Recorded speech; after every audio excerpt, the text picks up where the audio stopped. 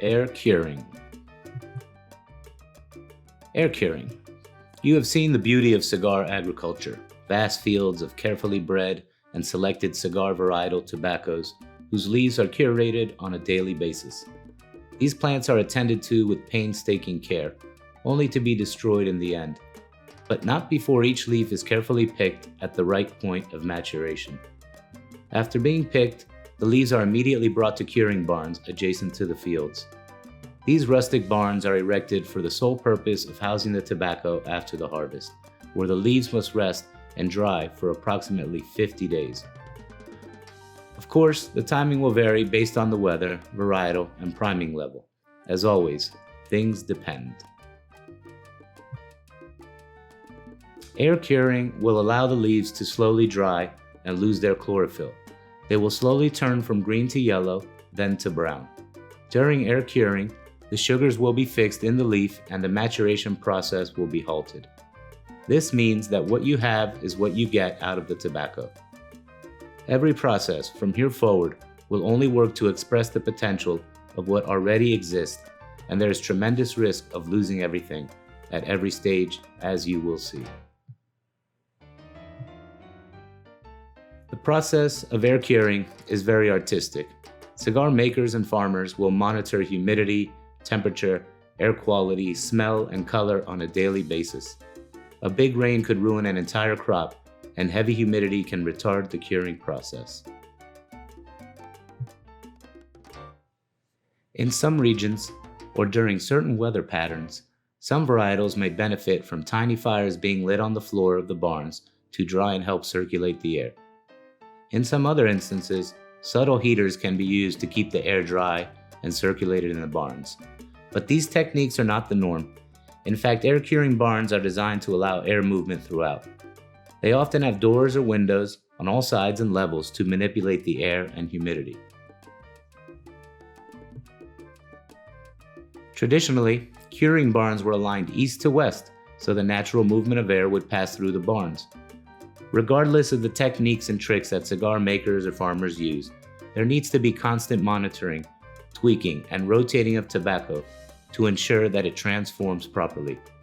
Yet there is still the risk of weather, fire, and/or disease that can wipe out an entire barn in minutes. At this point, we haven't even discussed the amazing process the leaves go through when they arrive at the tobacco barn. Firstly, every leaf is sewn together at the stem in pairs so that they can be hung on laths for the duration of the curing process. The meticulous process of sewing the leaves together ensures optimal air circulation and proper curing in the barn. Any leaf that doesn't perfectly cure will be useless and can spoil a cigar down the road. In the case of wrapper, the color transformation must be perfect, so every leaf is being delicately treated and attended to at this point, as usual. The leaves and laths will be placed high in the barn and rotated regularly over the next couple of months. Their placement and rotation schedule will be affected by priming, level, weather, etc. Daily monitoring and hand inspections are critical during the air curing process. The leaves are telling a story while they transform, and cigar makers and farmers must know when to rotate the laths, open the windows and doors, etc. The process of air curing is beautiful to watch. Both the sewing and hanging as well as the slow transformation over the course of many weeks. You can see and smell the leaves transforming in the barn, and you must inspect them with your hands to see the progress. The smell of air curing is unique and nothing like fermentation, which you will learn about more in the next lesson. Air curing barns will have a slightly sweet but vegetal smell of the chlorophyll breaking down. But this is nothing like the smell of cigars we know and love.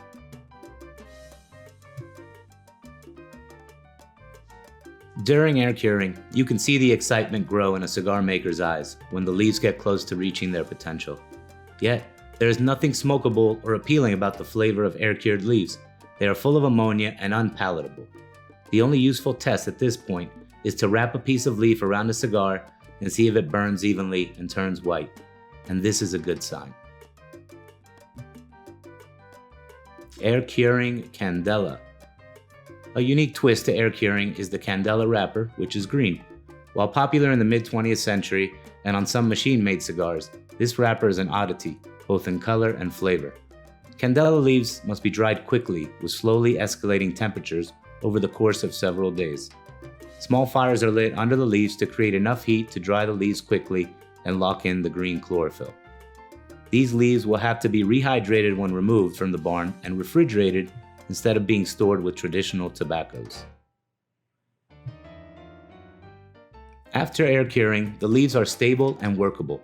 They will be selected and sorted by varietal, priming, texture, size, quality, etc. Another Herculean and meticulous task. And then they will be ready for fermentation, the most magical transformation of all.